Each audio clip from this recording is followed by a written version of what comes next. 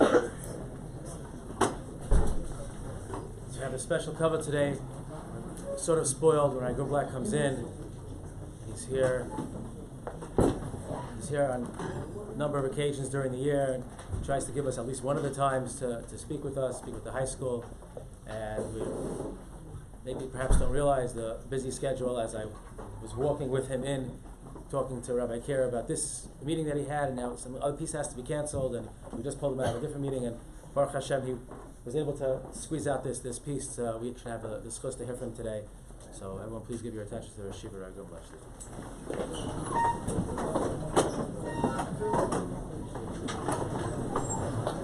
Good morning. It's really a pleasure to be here, and I have to admit I don't have to twist my arm to get me to participate here. Baruch Hashem, as you probably know, I was here in the old days, the old days. I didn't realize how long it is since I left. It's already more than 19 years since I've been in Florida. That's a long time.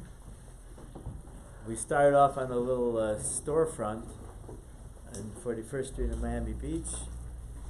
And then we moved to a different location on 71st Street, a building much smaller than this building. This building actually took place after I left already, although the first contract to buy this building took place while I was in Florida. We had a contract to buy this building, and the sellers backed out. And we sued them for non-performance, for not living up to the contract. And eventually they made a settlement. This is already when I moved to New York. They made a settlement with the yeshiva. They agreed to something. They raised their price a little bit. They felt it was worth it rather than fight the whole thing in court. That's how we got this building. So I do have a hand in the purchase of this building, although you didn't technically buy it until I left. But anyway, that's not what I came here for. To share a few thoughts with you. I think it's important hashkafa, an important thing to know in life. We know that last week's parsha, HaKadosh Baruch Hu informed Avram that there was going to be destruction of Sodom and Gomorrah, and Avram's negotiated. So he starts at 50 tzaddikim, works his way down 45, 40, 30, 20, gets all the way down to 10, and then he stops. It's a famous question, why did he stop at 10? So there's a famous answer, probably a lot of you know, that he stopped at 10 because he thought that less than 10 would not work. Because at the time of the Mabul, there were technically 8 tzaddikim, 10 means 9 according to that pshat, because 9 plus HaKadosh Baruch Hu, so when he said 10, it really meant 9. And 8 didn't work at the time of the Mabul, because you had Noach and his wife and the 3 sons and their wives, and that was 8. So he knew that this was the minimum that could save a community. That's the well-known answer. The Das HaKenim, however, Balitosis brings down a second answer. He brings this answer as well. They threw me off. This is one of those new Christos that Das HaKenim in the back. So the Das HaKenim says,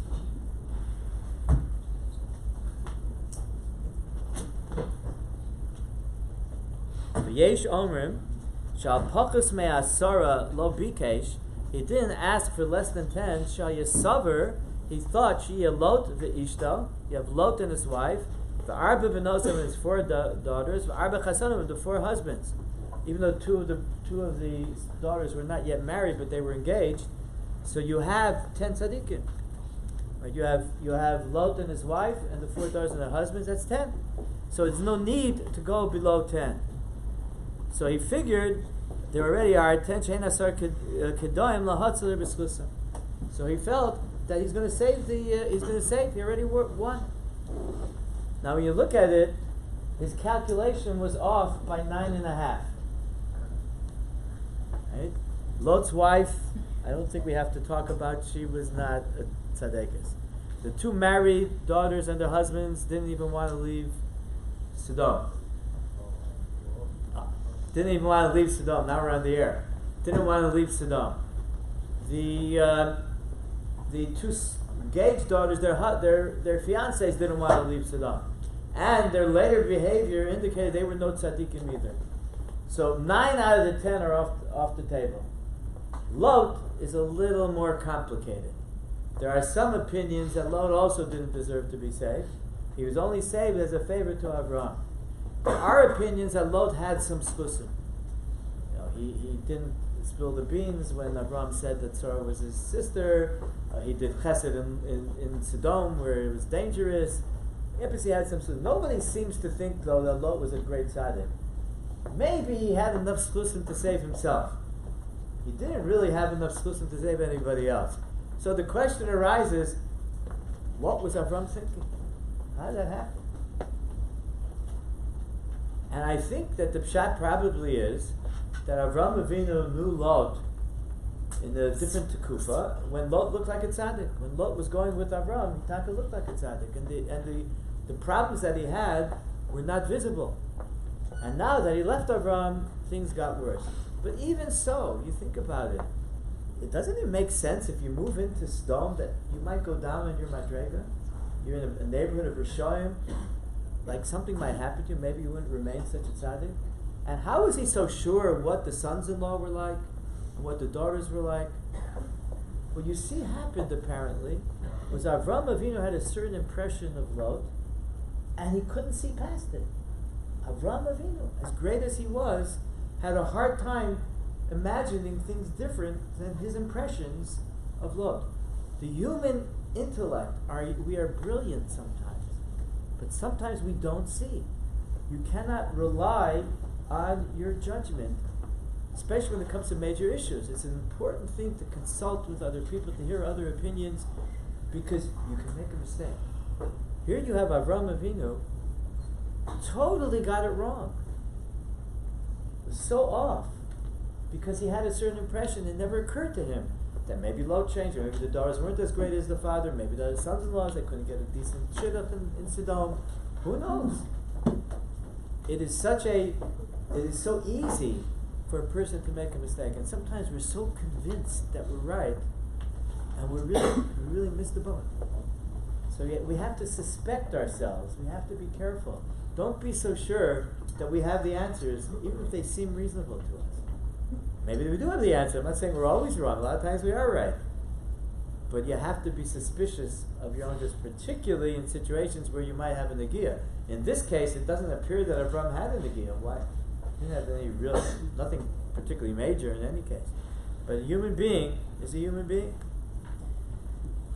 There's a dramatic, I think, manifestation of this in a Tanchuma in Parshas Vayishlach.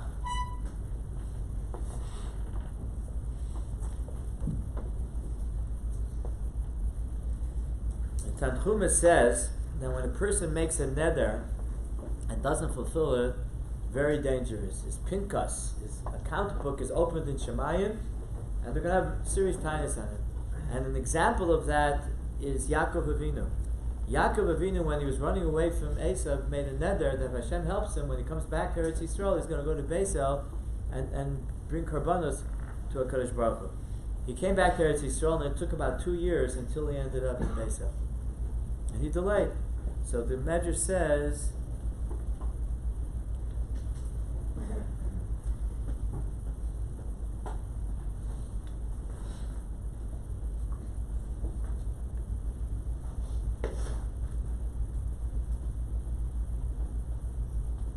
it says as follows: Bo'erei, Kishaholach Yaakov laram na'arai maksibam sham. What does it say?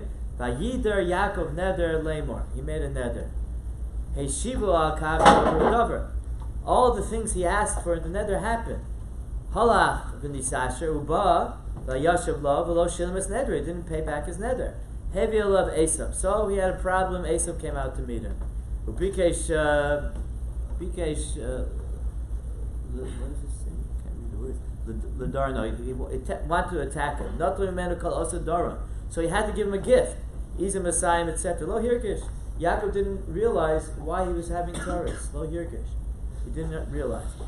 Hebi alav malach v'rafashim. So then he had to fight with the malach. Really, that came first. The Medrash switches the order. So he says, and it's vayiz basa Yaakov levado vayodak yishima, and he got injured. He got injured. Kimin shal hirgish, he still didn't get it.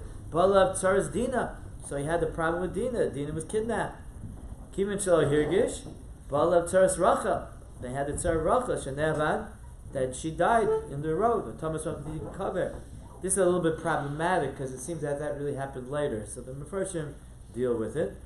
Misayele Rav Shmuel Bar Nachman. This is a proof to Rav Shmuel Bar Nachman. It says, "Kol anoder ben mishalem gorem leishto shetamas." It causes you to lose your wife. Shenemar im eno l'shalem, etc. Amar Kadosh Baruch Hu. Ad Masai Yehei Tzaddik Hazel Loka Ve'enu Margish. How long is this tzaddik going to be afflicted, stricken, and he doesn't get it? The Eze Chet Loki doesn't get what sin is coming for. Hareni Modio, so I'm going to have to let him know. Shenevar V'yom Elokim El Yaakov Kum Alei Beisel V'Shebsha. Go to Beisel. Hashem had to tell him straight out. So now let's think about this situation a little bit. It's Yaakov didn't forget about his neder.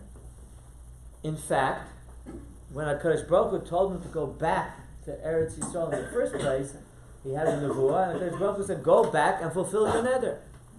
So the purpose he was going back in part was to fulfill his neder. He knew about it. It was on his mind, so why didn't he do it? So he must have had a cheshbon. The Medrash doesn't tell us why. But he must have had some calculation why it was necessary to take care of certain other things first. That's what happened. And we also know that Chazal tell us when a person has a tzara, you're supposed to examine your actions and see if you've done anything wrong. Yaakov Avinu for sure did that. So Yaakov Avinu, when he had this difficulty, he must have been mefasher shemasav and examined his ways and tried to find out what he did wrong. And then he had another difficulty. First was the Malach of Esav, then Esav, and then Dinah, and then Rachel. Each time, I'm sure, he examined his ways. And what does the Medrash say? Ad Masaya also tzaddik loka. And there's a Kodesh Baruch Hu called him a tzaddik. So he wasn't doing anything wrong. He had some mistake. It was a chet on his level. But he was still a tzaddik. And he was trying to find out what he did, and he couldn't figure it out. So Kodesh Baruch Hu had to tell him. So again, we see this concept. He must have been very motivated to try to figure out what he was doing wrong. That's what tzaddikim do. And he still couldn't figure it out. So in the end, HaKadosh Baruch Hu helped him. But the fact of the matter is, our capacity to understand, to figure things out, is not so reliable, not so simple. Why is this such an important thing to realize? Because overconfidence breeds so many mistakes. And sometimes those mistakes are hard to fix. So it's always a good idea to be cautious in your thinking. If you have an idea, you think it's a good idea, and you want to do it, or you think it's a bad idea, you don't want to do it, you might be right, and probably more often than not you are. But those times that you're wrong can make a real big difference. So it's always advisable to cross-examine yourself, to get second opinions, and to be in your dealings with life. Don't fall into that trap of just because we see something a certain way that it absolutely has to be the truth. Not necessarily. Sometimes it is, sometimes it isn't. HaKadosh Baruch Hu should give us all siyata d'shmaya to be able to see the truth, and when we do make those mistakes, to catch them before they cause any irreversible damage. But more than that, this search for the truth is a tremendous growth mechanism. The more we search for the truth, the more we're going to see different sides and understand things better and grow and steig and develop. And that's really what life is all about. Kadosh Baruch Hu should give you all siyata d'shmaya to pursue that search of the truth, to have hatzlacha to find it, and to grow and to steig and to develop, and to reach the levels that you're capable of. Because in each and every person, I once heard a story to share this. I may have said this here before. I'm not sure. If you heard it before, that's okay. You'll hear it again. Nobody minds if you repeat the stories. So I heard this from Rabbi Daniel Gladstein, who was a Rav in 5,000 Talmud Yeshiva, and he said his grandfather and his grandfather's brother were in a death camp. At a certain point in time, they were sent to the gas chambers. And they were standing literally outside the gas chambers when some Nazi officer walked by and looked at them and said, "You two guys could still work. What are you doing here? Go back to the other side." And he sent them back, and they ended up surviving. He says, it's mamish a nes that this officer showed up at that moment and saved them from the gas chambers. He says, if not for that nes, he said, I wouldn't be here today. But he said, you know what? There's not a single person in this room who's speaking to an audience that doesn't have such a nace in their ancestry. Because there were so many persecutions of the Jews over the years, it's not possible that you don't have an ancestor, grandfather, great-grandfather, great-great-grandfather who was saved from destruction through some type of nace. So that means that Kadosh Baruch Hu made a miracle so you could be here today. That was his point. Everybody here is created because Hashem wanted to create you. And he must have had a very good reason. There's something that you could do in this world that nobody else can do. And you should have the siyata d'shmaya to find that, to grow, to seek that truth, and to steig and to grow and develop and accomplish that mission that HaKadosh Baruch Hu wants you to accomplish.